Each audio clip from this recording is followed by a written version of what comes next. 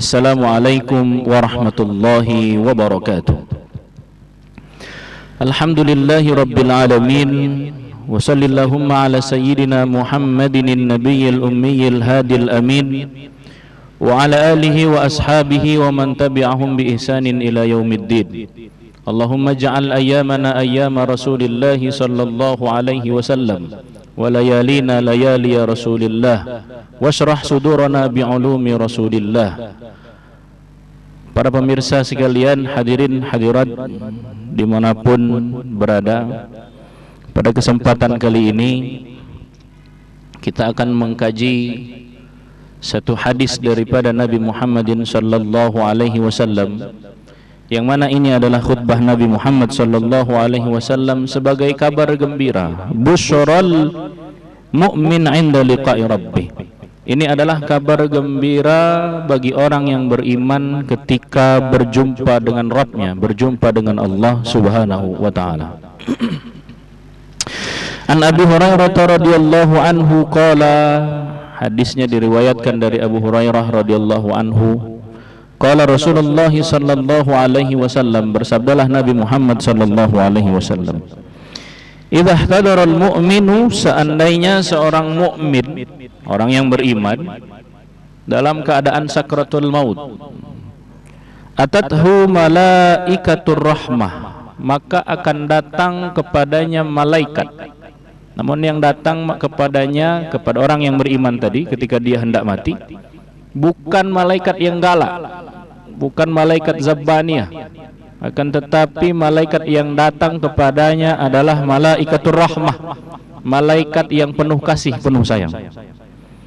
Bihariratin bayda, malaikat ini datang menggunakan pakaian berwarna putih. Pakaian ini terbuat dari sutra. Jadi pakaian yang paling baik, yang paling bagus adalah bahannya dari sutra, dan warnanya adalah warna putih. Ini yang dikenakan oleh malaikat rahmat tersebut.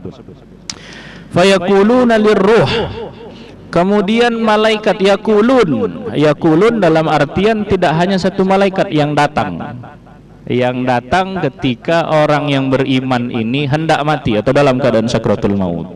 Berarti banyak yang datang. Fayaquluna lirruh ukhruji radiyatan mardiyah, keluarlah engkau wahai ruh. Ruh ini sifatnya dia mudzakkar boleh, muannas boleh juga. Jadi kalau ukhruji berarti dia muannas. Nanti di hadis ini akan kita temukan pakai domir innahu, berarti pakai domir mudzakkar. Jadi ruh itu mudzakkar boleh, muannas boleh juga. Dua-duanya betul. Ukhruji radiyatan mardiyatin anki, wahai ruh, kata malaikat tadi, keluarlah engkau dari jasad orang yang beriman tersebut dalam keadaan ridho, dalam keadaan ridho. Dan bukan hanya ridho saja, radiyatan anki, tapi Allah juga meridhoimu. Ridho itu penting sekali, bahwa Allah ketika menurunkan bala, ketika Allah memberikan musibah, memberikan ujian kepada kita, Allah tidak akan mencabut bala tersebut. Allah tidak akan mencabut ujian tersebut. Sampai kapan? Sampai kita ridho akan ketetapan yang sudah Allah berikan kepada kita. Jadi kenapa misalkan bala itu belum juga diangkat? Mungkin kita belum ridho dengan ketetapan yang sudah Allah tetapkan untuk kita. Semakin kita ridho, maka akan semakin cepat Allah angkat ujian dan bala tersebut. Ridho, ruh dalam keadaan ridho ketika malaikat perintahkan ruh untuk keluar dari jasad. Bukan hanya ridho saja, Allah juga meridhoi ruh tersebut. Dan ridho ini adalah hal yang lebih nikmat daripada nikmat di surga sekalipun. Fayaqulunallahu azza wa jalla ila ahlil jannah, Allah itu berkata kepada penduduk surga, wahai penduduk surga, dengan semua nikmat yang sudah aku berikan, akan ada tambahan nikmat lagi. Maka kata penduduk surga, apa yang lebih nikmat dari ini semua ya Allah? Maka Allah mengatakan, ridwani wahilla al-yawm wahilla lakum ridwani, hari ini aku halalkan untukmu keridhoanku, kata Allah kepada penduduk surga. Jadi ridhonya Allah itu lebih nikmat daripada nikmat apapun. Allah meridhoi ruh orang yang beriman ketika keluar dari jasadnya. Ila rauhillahi wa raihanun wa rabbin ghairi ghadbanin.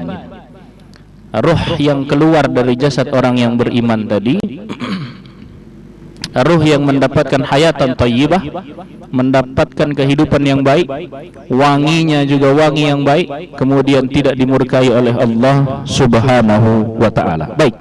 Sampai di sini ingin kita kaji apa yang ingin Nabi sampaikan di sini, bahwa hadis ini adalah khutbah Nabi Muhammad sallallahu alaihi wasallam, busyra lil mu'mina inda liqa'i rabbih, sebagai kabar gembira bagi orang-orang yang beriman ketika ingin bertemu dengan Allah, dengan Tuhannya.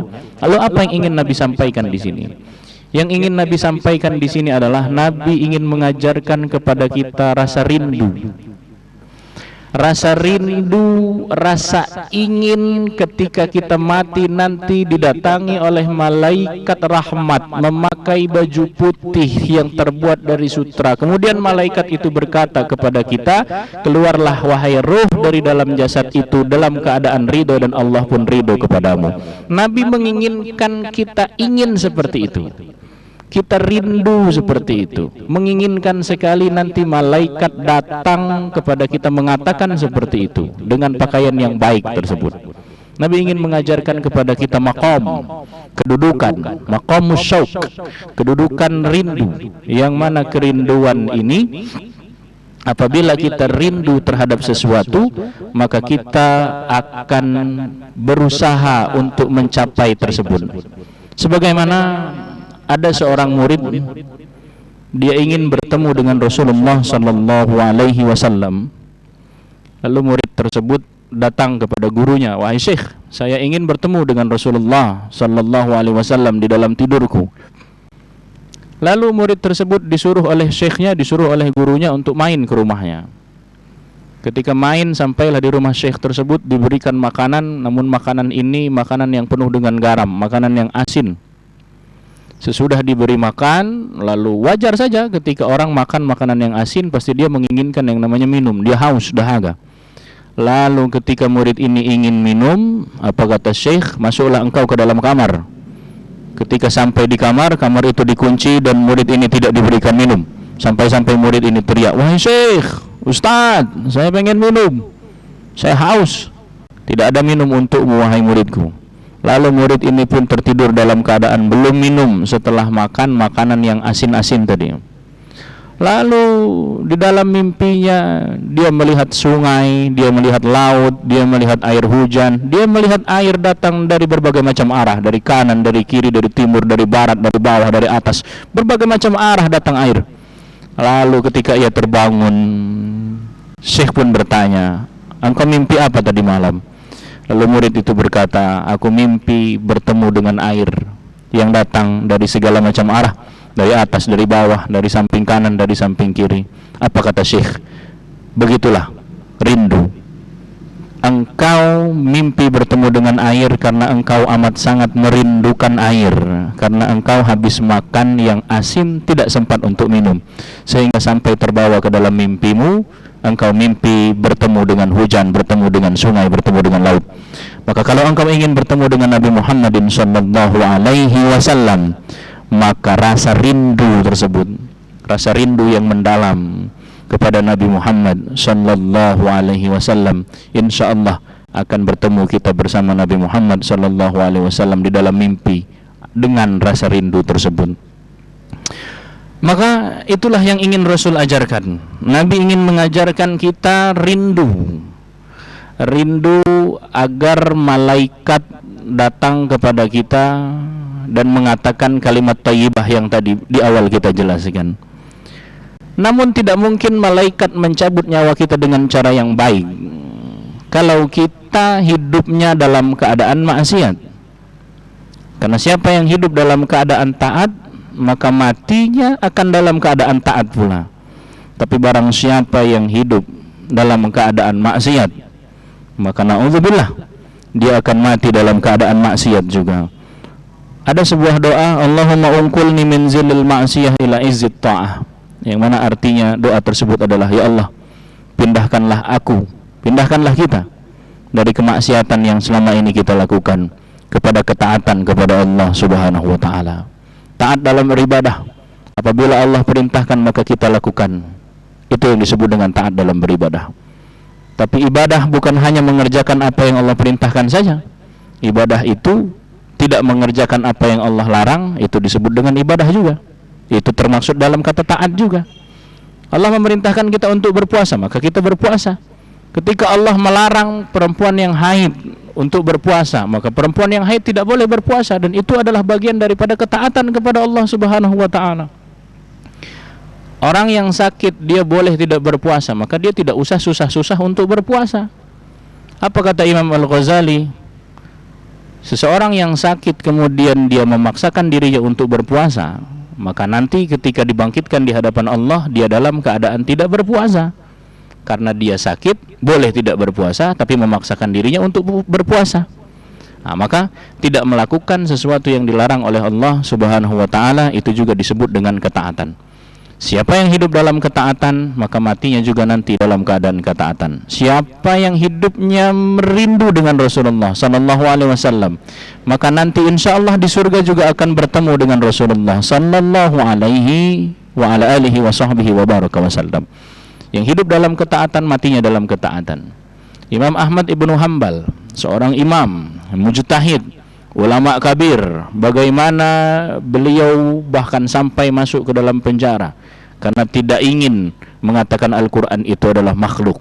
Ulama yang rabbani, ketika dalam keadaan hadarahul maut, ketika dalam keadaan sakratul maut, orang-orang di sekelilingnya sudah mengatakan, wahai imam, ya imam, qulu la ilaha illallah, katakanlah la ilaha illallah. Namun Imam Ahmad bukan mengatakan la ilaha illallah. Imam Ahmad mengatakan la, tidak. Orang-orang di sekitarnya kaget. Ini ulama besar, ulama hebat, ulama rabbani, karismatik luar biasa. Ketika disuruh untuk mengucapkan la ilaha illallah di akhir hayatnya, beliau malah mengatakan tidak. Walamma afaqa. Ketika Imam Ahmad terbangun, sadar, kemudian Imam Ahmad mengatakan apa? Madza taqulun? Kalian barusan mengatakan apa? Karena sesungguhnya saya tidak mendengar apa yang kalian katakan. Lalu orang-orang di sekitarnya pun mengatakan, kami menyuruh agar engkau mengucap la ilaha illallah. Apa kata Imam Ahmad? Sesungguhnya baru saja aku melihat syaitan. Aku melihat setan. Setan itu berkata kepadaku, wahai Imam Ahmad, aku tidak dapat merayumu, aku tidak dapat membujukmu, engkau sudah terbebas dariku. Maka kemudian aku katakan tidak. Itu adalah tipu daya setan. Setan ingin menipu Imam Ahmad, mengatakan kepada Imam Ahmad bahwa dia tidak dapat ditipu oleh setan. Tapi Imam Ahmad tidak dapat ditipu seperti itu. Imam Ahmad mengatakan apa? Tidak. Kenapa Imam Ahmad mengatakan tidak? Agar tidak timbul di dalam dirinya ta'ajjub li nafsih, merasa bangga dengan diri sendiri, merasa sombong dengan diri sendiri, yang mana ini adalah masalah yang sangat besar. Ta'ajjub li nafsih. Seandainya kita dikatakan oleh setan, aku tidak dapat mengganggumu, aku tidak dapat menggodamu, mungkinlah kita akan mengatakan kepada orang-orang, barusan setan bilang sama saya, dia tidak dapat menggoda saya, saking kehebatnya saya. Maka akan timbul ta'ajjub, rasa sombong, rasa membanggakan diri sendiri, dan itulah yang diinginkan setan. Imam Ahmad tidak ingin memberikan ruang tersebut. Maka ketika setan mengatakan itu kepada Imam Ahmad mengatakan apa? Tidak.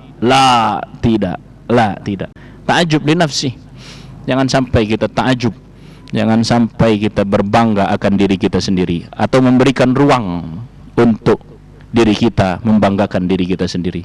Bagaimana seorang imam, seorang ulama, Syekh Mutawalli Asy-Sya'rawi, beliau diberikan gelar kehormatan, dipanggil oleh presiden, diberikan gelar kehormatan. Mungkin kalaulah kita yang diberikan gelar kehormatan tersebut, kita akan men-share, kita akan memberitahukan orang banyak, lihat saya mendapat gelar kehormatan dari presiden. Jangan dari presiden, dari wali kota, dari gubernur. Syekh Mutawalli Sya'rawi ketika mendapatkan gelar kehormatan tersebut, keesokan harinya dia pergi ke kamar mandi, WC di masjid depan tempat beliau tinggal, Masjid Husain di Mesir. Lalu beliau pun membersihkan WC daripada masjid tersebut. Hingga orang-orang mengatakan, wahai imam, wahai syekh, untuk apa engkau membersihkan WC ini? Untuk apa engkau repot-repot? Biar kami saja yang membersihkan itu. Lalu apa kata syekh? Saya dipanggil oleh presiden dan diberikan gelar kehormatan. Besok akan ada kabar bahwa saya diberikan gelar kehormatan. Mungkin ketika saya mendengar kabar itu, saya akan merasa diri saya, membanggakan diri saya sendiri. Tapi sebelum saya membanggakan diri saya sendiri, menjadikan diri saya sendiri tinggi, saya ingin menghina diri saya sendiri sehina-hinanya di hadapan manusia. Di hadapan manusia. Saya mengepel, membersihkan daripada WC, kamar mandi, masjid tersebut, agar merasa diri ini hina di hadapan manusia, agar jangan sampai merasa diri ini istimewa di hadapan manusia. Ma'asyiral muslimin, pemirsa dimanapun kita berada, Imam Ahmad Ibn Hanbal hidup dalam taat, maka matinya pun dalam keadaan taat. Hidup selalu menolak daripada godaan setan, maka matinya pun menolak daripada godaan setan. Nabi SAW ingin mengajarkan kita, ketika kita rindu, ketika kita ingin sekali mati dalam keadaan baik, maka hidup kita pun, kalau kita ingin mati dalam keadaan ketaatan, maka hidup kita pun taat kita kepada Allah Subhanahu wa ta'ala. Kalau kita ingin kembali kepada Allah dalam keadaan yang baik, maka selama hidup ini juga kita berbuat baik kepada Allah Subhanahu wa ta'ala. Baik, kita lanjutkan kaji hadis kita. Fatakhruju ka'atiyya biruhil misk. Ruh orang yang beriman tadi ketika keluar dari jasadnya, takhruju ka'atiyya biruhil misk, keluar seperti seakan wanginya itu seperti wanginya kasturi, Masya Allah. Hatta innahu la yunawiluhu ba'duhum ba'da, sampai-sampai sangkingkah ruh orang yang beriman ini tadi sudah wangi, diridhoi oleh Allah Subhanahu wa ta'ala, sampai-sampai malaikat la yunawiluhu ba'duhum ba'da, malaikat menyambut ruh daripada orang yang beriman ini tadi, menyambut ruh ini sampai nanti ke langit. Jadi yang membawa ruhnya itu bukan satu malaikat, malaikat berebut ingin membawa ruh orang yang beriman ini tadi, berebut malaikat. Berapa banyak malaikat? Tak terhingga, banyak sekali, sambut menyambut. Sebagaimana ada seorang sahabat Nabi dulu, ketika Nabi sholat, biasanya sahabat-sahabat Nabi ketika Nabi Sami Allahu liman hamidah, maka sahabat Nabi ini terdiam, diam saja, tidak ada bacaan apa-apa. Sami Allahu liman hamidah. Namun ada salah seorang sahabat ketika Nabi mengucapkan Sami Allahu liman hamidah, ada seorang sahabat yang menjawab, Rabbana lakal hamdu hamdan thayyiban katsiran mubarakan kama yuhibbu rabbuna wa yarda mil'us samawati wa mil'ul ardi wa mil'u ma syi'ta min syai'in ba'du. Setelah selesai salat, apa kata Nabi? Man yakul, man qail. Siapa yang barusan mengatakan Rabbana lakal hamdu mil'us samawati itu tadi? Saya, ya Rasulullah. Ra'aitu bid'un wa thalathina malakan. Saya melihat, kata Nabi, ada 37. Dalam artian 37 ini artinya lebih daripada 37, karena ini hanya bilangan saja. Saya melihat malaikat banyak sekali, berlomba-lomba, yatasabakuna ayyuhum yaktubu awal. Malaikat berlomba-lomba ingin menulis kebaikan yang engkau ucapkan, karena kalimat yang engkau ucapkan itu tadi. Ini bukan dari Nabi. Jadi ada sahabat, tidak diajarkan oleh Nabi, dia mengatakan seperti itu, sampai-sampai Nabi mengatakan, saya melihat malaikat berlomba-lomba ingin menulis kebaikan karena dari ucapan yang engkau ucapkan tadi. Masya Allah. Begitu juga nanti orang yang beriman ketika mati, maka malaikat berlomba-lomba ingin membawa ruh orang yang beriman ini tadi. Yatasabakuna liyunawilihi ba'duhum ba'da hatta ya'tuna bihi abwabus sama, sampai nanti dibawalah ruh ini abwabus sama, sampai ke langit, pintu langit. Dan orang yang beriman, orang yang yang selalu taat ketika masa hidupnya, ketika mati nanti bukan hanya itu saja yang ia dapatkan. Yang ia dapatkan adalah bahkan dia mati ditemani oleh ruh Nabi Muhammad sallallahu alaihi wasallam. Ada dua ayat Al-Quran. Yang pertama di dalam Quran surat Al-Kahfi ayat 107. Yang kedua ada di dalam Quran surat Maryam ayat ke-96. Di dalam Quran surat Al-Kahfi ayat 107 Allah Subhanahu wa taala berfirman, A'udzubillahi minasyaitonir rajim. Innal ladzina amanu wa amilus solihati kanat lahum jannatul firdausi nuzula. Sesungguhnya orang-orang yang beriman dan beramal soleh, maka dia nanti akan mendapatkan jannatul firdaus nuzula. Dia akan mendapatkan surga firdaus. Di Quran surat Maryam ayat ke-96 Allah Subhanahu wa taala berfirman, Innal ladzina amanu wa amilus solihat sayaj'alu lahumur rahmanu wudda. Dia akan mendapatkan dari Allah Subhanahu wa taala wudda. Allah al-wadud.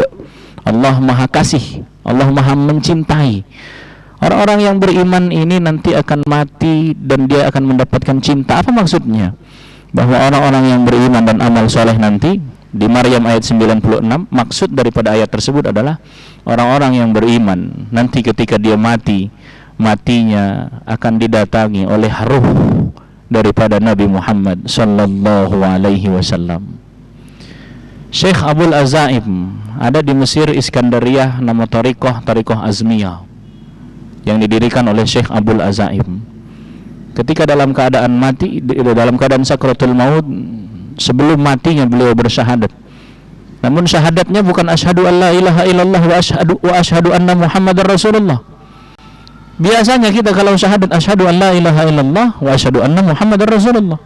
Syekh Abdul Azaim ketika sakratul maut beliau bersyahadat asyhadu an la ilaha illallah wa asyhadu annaka Rasulullah.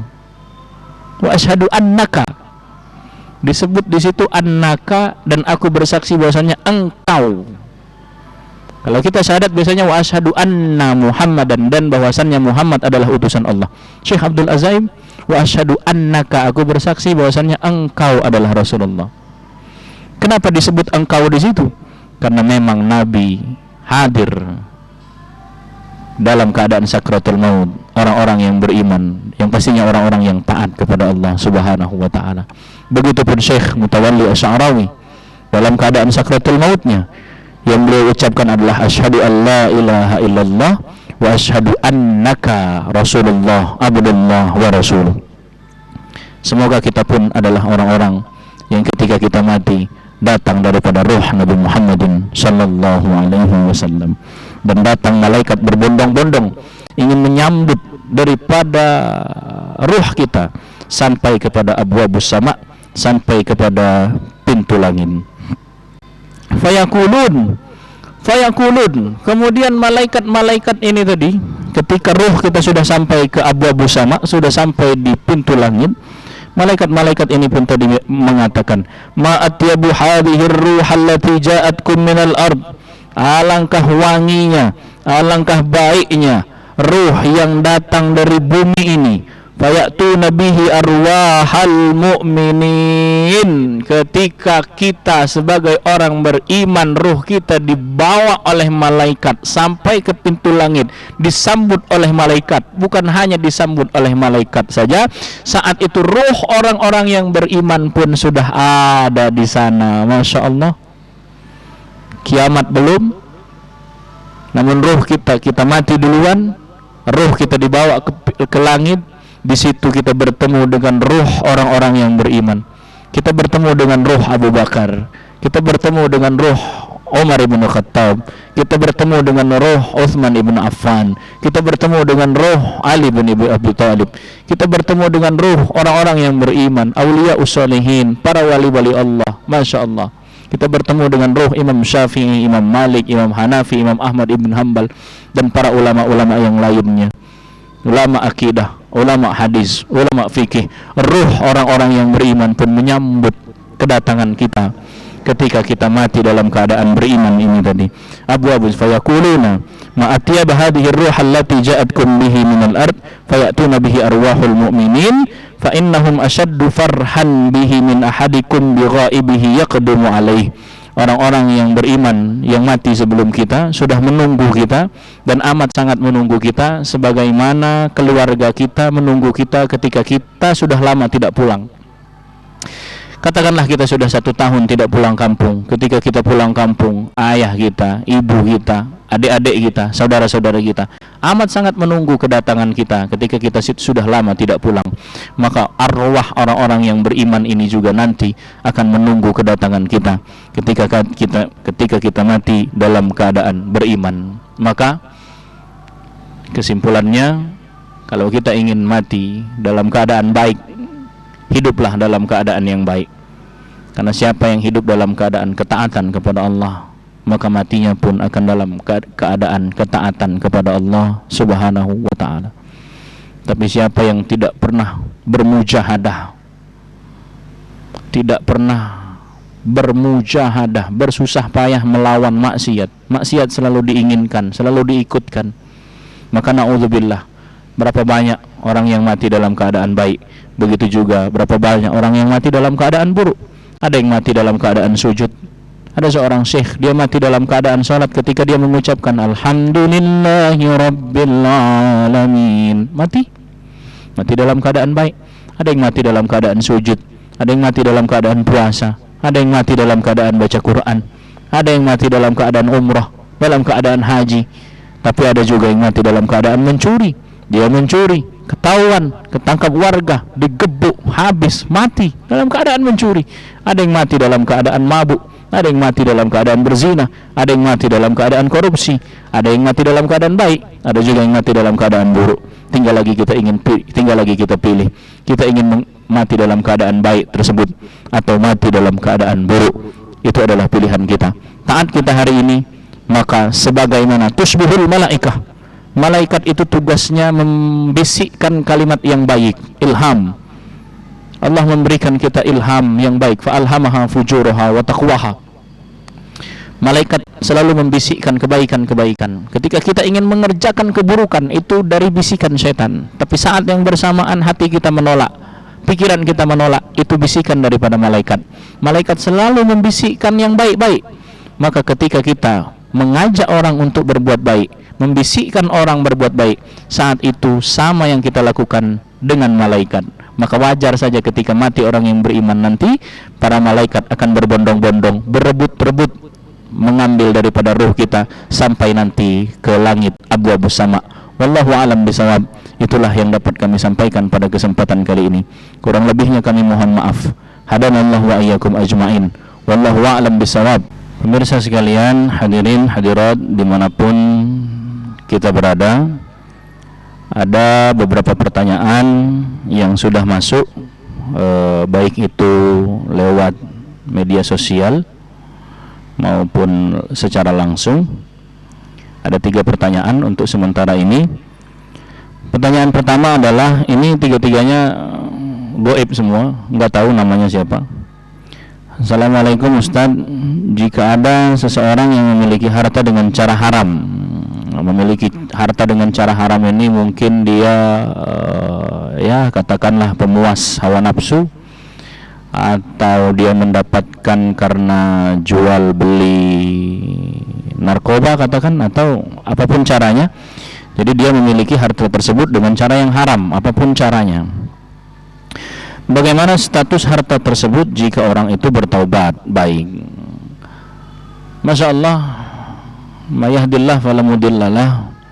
Seseorang yang apabila diberikan hidayah oleh Allah, maka dia tidak akan ada yang menyesatkannya. Alhamdulillah, Ketika hidayah itu sudah datang menghampiri kita, maka kita harus segera, jangan menunda. Wasari'u, langsung segera. Jadi duitnya dihasilkan dari hasil yang haram, tapi qadarullah dia mendapatkan hidayah sehingga akhirnya dia bertaubat. Dia tidak lagi memakan harta haram, tidak lagi bekerja di tempat yang haram, tidak lagi menjual sesuatu yang haram. Lalu bagaimana dengan uang yang selama ini sudah ia kumpulkan? Apakah mesti ia bakar atau mesti ia buang?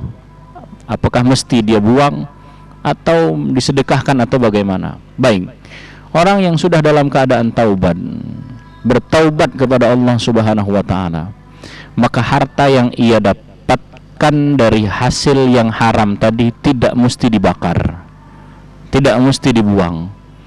Tapi kalau mau ia sedekahkan ya tidak apa-apa, ia sedekahkan. Tapi tidak mesti, oh saya harus mulai dari nol lagi, saya harus miskin dari pertama lagi, tidak.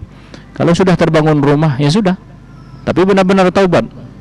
Tapi jawaban saya ini bukan berarti oh kalau gitu sekarang kita mencari harta dengan cara haram saja, kemudian nanti kita taubat, toh hartanya tidak dibakar juga. Nah ya, kalau dapat taubat. Kalau misalkan belum sempat terkumpul harta itu keburu mati, ingat, jangan sampai meniatkan kita untuk berbuat buruk. Yang penting kan keadaan terakhirnya. Ada orang yang kafir 50 tahun katakan, mati dalam keadaan beriman, itu lebih baik daripada misalkan katakan ada orang 50 tahun dalam keadaan beriman tapi mati dalam keadaan kafir.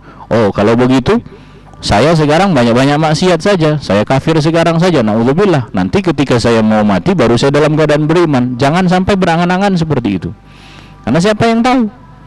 Siapa yang tahu masalah mati? Siapa yang tahu? Bisa kapan saja, di mana saja.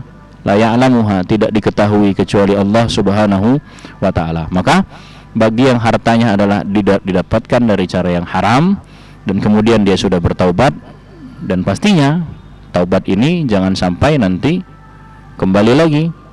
Sudah dapat, dia bertaubat, nanti ketika dalam keadaan miskin lagi, ketika dalam keadaan susah lagi, oh ya sudahlah, saya sekarang sudah susah, jadi balik lagi nyari duit dengan cara haram baik. Kalau dengan cara halal susah dapatnya, maka ini tidak diperkenankan. Karena yang namanya taubat ini bukan untuk main-main. Kita tidak sedang bermain-main, apalagi yang dipermainkan adalah Allah Subhanahu wa ta'ala. Na'udzubillah, summa na'udzubillah. Baik. Pertanyaan yang kedua, apakah benar kita akan meninggal sesuai dengan kebiasaan? Mohon penjelasannya Ustaz. Iya.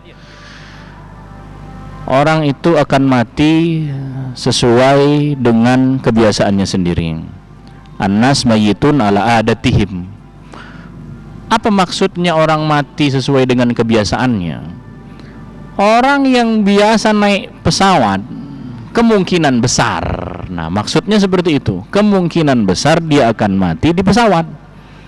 Mungkin terjadi kecelakaan, mungkin apa, bukan kita mendoakan. Maksudnya seseorang yang suka berpergian, maka biasanya matinya juga di jalan.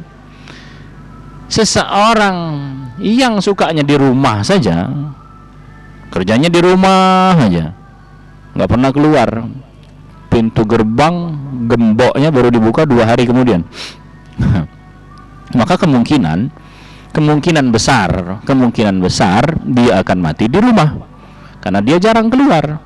Orang yang sering keluar dia akan kemungkinan matinya ketika keluar. Orang yang sering ceramah kemungkinan matinya ketika dia ceramah, kemungkinan. Orang yang sering naik panggung, nyanyi di atas panggung, kemungkinan besar dia matinya ketika nyanyi di atas panggung tersebut. Itulah yang disebut dengan orang mati itu sesuai dengan kebiasaan. Jadi sesuai dengan kebiasaan yang ia lakukan. Nah, jadi biasanya dia seperti apa? Kenapa Umar ibn Khattab itu matinya ditikam oleh Abu Lu'lu' al-Majusi? Walaupun itu tidak langsung mati, tapi penyebab daripada kematiannya itu adalah ditikam ketika Umar ibn Khattab sedang sholat, itu ditikam. Itu menunjukkan saking kekuat Umar bin Khattab itu, ditikam, tidak langsung mati, sakit dulu, tapi walaupun nanti kemudian mati Penyebab daripada kematiannya itu adalah ditikamnya itu. Kenapa matinya demikian dalam keadaan sholat seperti itu? Karena memang Umar ibn Khattab selalu membiasakan dirinya sholat. Utsman ibn Affan mati dalam keadaan berpuasa dan membaca ayat-ayat Al-Quran. Kenapa matinya dalam keadaan yang demikian? Dalam keadaan berpuasa kemudian baca Quran. Masya Allah, indah sekali. Karena memang Utsman ibn Affan membiasakan dirinya untuk berpuasa dan untuk membaca ayat-ayat Al-Quran. Bahkan ada satu kalimat, mungkin dikatakan kalimat riwayat, mungkin memang tidak masuk akal untuk kita, tapi itulah yang disebut dengan karamah. Terkadang karamah itu memang tidak masuk di akal kita. Utsman itu kalau sholat bahkan dalam qiyamnya itu bisa habis 1 juz. Ini tidak masuk di akal. Sholat menghabiskan ayat Al-Quran sampai 1 juz, tidak masuk di akal kita. Harus sholat berapa lama 1 juz itu? Kalaulah bukan 1 juz, 30 juz, 1 Al-Quran penuh. Kalau seandainya 1 juz saja setengah jam, berarti 30 juz itu Masya Allah luar biasa. Itu diselesaikan Utsman dalam sholatnya. Mungkin tidak masuk di akal kita, tapi inilah yang disebut dengan karamah. Ada hal-hal yang istimewa yang Allah berikan kepada orang-orang yang memang tingkat ibadahnya sudah istimewa, maka dia akan mendapatkan. Kalau kepada Nabi Allah berikan mukjizat, kalau kepada orang-orang yang saleh, wali-wali Allah, itulah yang disebut dengan karamah. Kalau kata orang Jawa disebut dengan keramat. Nah, baik. Ya, seperti itu. Maksudnya meninggal sesuai dengan kebiasaan kita. Jadi mana yang kita lebih sering di dalam hari-hari kita itu apa? Kalau kita lebih sering banyak mengajar, insya Allah matinya dalam keadaan mengajar. Kalau kita hari ke hari tidak ada ketaatan yang kita lakukan, kerjanya main-main, main sana, main sini, pagi, siang, sore, malam main, kemungkinan matinya dalam keadaan main. Wallahu a'lam bishawab. Pertanyaan yang ketiga, mungkin ini pertanyaan yang terakhir atau mungkin masih ada? Baik, ini adalah pertanyaan yang terakhir. Bagaimana ciri-ciri orang yang meninggal dalam keadaan husnul khatimah? Orang yang meninggal dalam keadaan husnul khatimah dalam satu hadis disebutkan arkul jaban, ada keringat di dahinya. Tapi ini keringat yang tidak bisa dibuat-buat. Jangan nanti ahli waris ketika meninggal, ketika ada yang meninggal kemudian dikasih air di keningnya agar dikira itu adalah keringat di dahi. Bukan, itu tidak bisa dibuat-buat. Itu keringat. Apa maksudnya keringat di dahi bagi orang yang mati dalam keadaan husnul khatimah? Oh, jawabannya di hadis yang kita kaji di awal tadi. Orang yang mati dalam keadaan husnul khotimah, orang yang mati dalam keadaan beriman, akan datang banyak malaikat dengan pakaian yang baik, pakaian yang warna putih, kemudian wanginya adalah wangi yang baik. Kemudian dia didatangi oleh Nabi Muhammad SAW. Bagaimana ia tidak tersipu malu? Dia akan tersipu malu. Ya Rabb, tidak sepantasnya aku mendapatkan keistimewaan, tidak sepantasnya aku mendapatkan keagungan.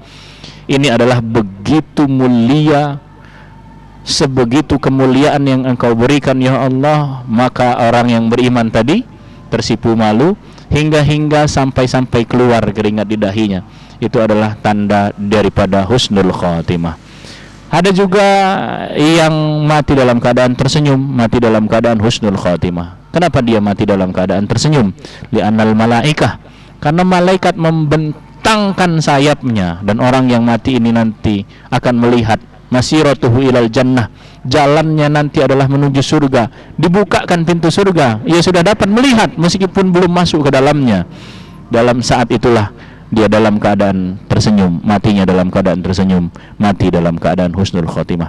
Mari sama-sama kita kembali kepada Allah Subhanahu wa ta'ala dalam keadaan yang baik.